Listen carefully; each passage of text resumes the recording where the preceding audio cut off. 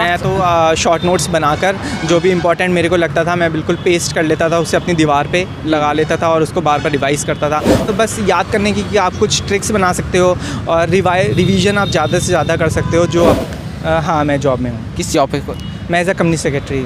जी practice के लिए ये है कि आप मैंने तो घटना चक्र पढ़ी थी और लूसेंट से भी कुछ पढ़ा था और रिवाइज़ मैंने बहुत ज़्यादा किया था। अब की बार मैंने हेलो फ्रेंड्स, स्वागत है एक बार फिर से एक नए वीडियो में। जैसा कि आप लोग जानते हैं यूपी पीसीएस का इंटरव्यू चला, अभी विशर आया इंटरव्यू देकर चलिए जानते हैं उस सारी चीज़ें कवर करेंगे। सर हमारे तरफ से, हमारे व्यूअर्स की तरफ से आपको ढेर सारी शुभकामनाएं। Thank you so much. Sir पहला क्वेश्चन आपसे यही रहेगा कि आपका नाम क्या है और आपका एजुकेशन बैकग्राउंड क्या है? मेरा नाम निकुंज गुप्ता है। मैंने ग्रेजुएशन में बीकॉम किया है जी। लॉ किया हुआ है मैंने। मैं कंपनी सेक्रेटरी हूँ, एज अ जॉब में हूँ मैं।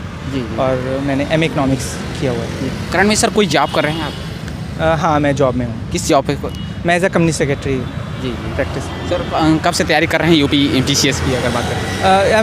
मैं काफ़ी टाइम से तैयारी कर रहा हूँ, बट जॉब के साथ थोड़ा टाइम नहीं मिल पाता है। तो जब भी मेरे को टाइम मिलता है मैं कोशिश करता हूँ कि पढ़ूँ और एग्जाम। सर आपका इंटरव्यू किस बोर्ड में रहा था? मेरा कामराज सर के बोर्ड। ऑप्शनल और मीडियम सर क्या रहा प्लीज़? मेरा इंग्लिश मीडियम था और मेरा ऑप्शन लॉ था।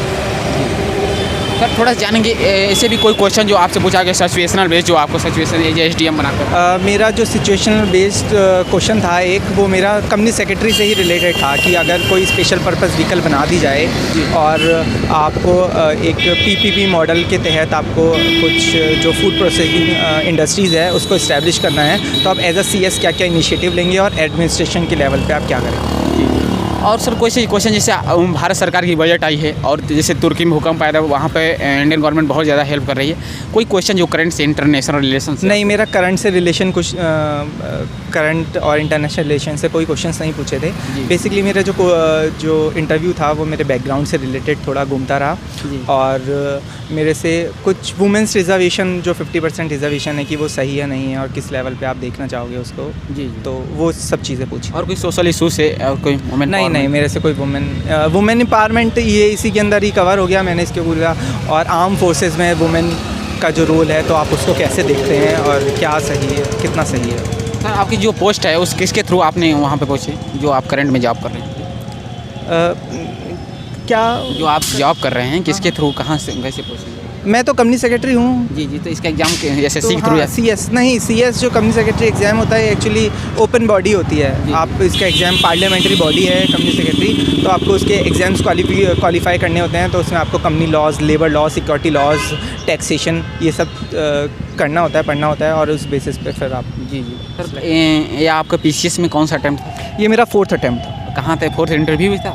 नहीं, मेरा फर्स्ट इंटरव्यू था। मैंने 2017 में दिया था। मेरा मेंस क्वालिफाई नहीं हो पाया था। उस टाइम 2 ऑप्शनल हुआ करते थे, तो मेरे एक ऑप्शनल में नंबर कम रह गए थे। और जो नेक्स्ट था उसमें मेरा जो प्रीलिम्स था वो मेरा 1 मार्क्स से शॉर्ट रह गया था। और जो सेकंड लास्ट वाला इससे पहला था तो उसमें मैं थोड़ा जॉब में इन्वॉल्वमेंट मेरा थोड़ा ज़्यादा था, इस वजह से मैं प्रिपरेशन पे ध्यान देता। थोड़ा सा बात करेंगे कि यूपीएससी का भी एग्जाम आपने दिया? हाँ, मैंने यूपीएससी का भी। उसमें कहाँ तक पहुँचे? वो उसमें मैं क्लियर नहीं हो पाया था। जी। थोड़ा सा बात करेंगे सर रिवीजन को लेकर कि रिवीजन कैसे करें, वो चीज़ें माइंड में याद कैसे नहीं रहती है, तो कैसे अपने आप को माइंड में रखें? या ये तो नेचुरल है कि आपको याद नहीं रहेगा। जी। याद किसी को नहीं रहता, बट बस याद करने की कि आप कुछ ट्रिक्स बना सकते हो और रिवीजन आप ज़्यादा से ज़्यादा कर सकते हो जो आपका हेल्प करेगी। जी। और सर कोई शॉर्ट नोट्स बनाना चाहिए कि नहीं?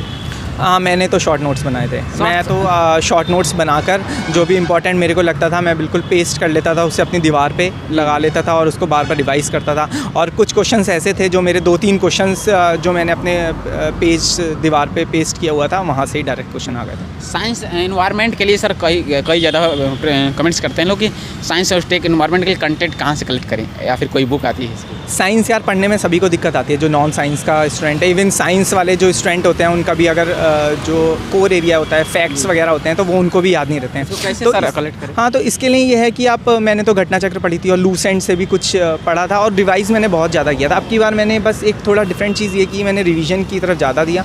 और जो प्रीवियस पेपर है, मतलब प्रीवियस पेपर आपको ऐसे करना है कि आपको याद हो जाए कुछ, मतलब ऐसे एरियाज हैं। एक क्वेश्चन सर रहेगा कि आप 2017 से लगातार प्रयास कर रहे हैं, फाइनली वो क्या कमियाँ रही कि आपका सिलेक्शन नहीं हो पाया, जो न्यू स्टूडेंट को नहीं करनी चाहिए? यार एक तो मैं जॉब करता हूँ, तो उसके साथ टाइम की थोड़ा प्रॉब्लम हो जाती चाहिए जी। और रिवीजन आपको ज़्यादा से ज़्यादा करना चाहिए। जहाँ मैंने देखा कि मेरा रिवीजन थोड़ा कम हो पाया था, जी, जी। तो वो चीज़ें मैंने ओवरकम की हैं। और मेरा लास्ट उसमें हिंदी में भी थोड़े कम नंबर रह गए थे, जी। तो मैंने हिंदी इम्प्रूव किया।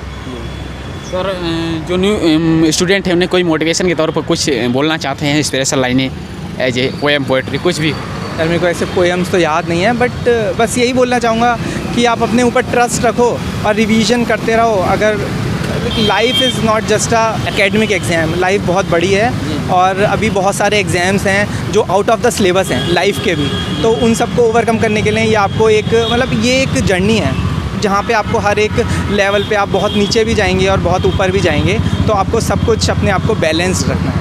Thank you sir, all the best कि इस बार के SDM की पोस्ट मिले आपको। Thank you so much. All the best sir. Thank you.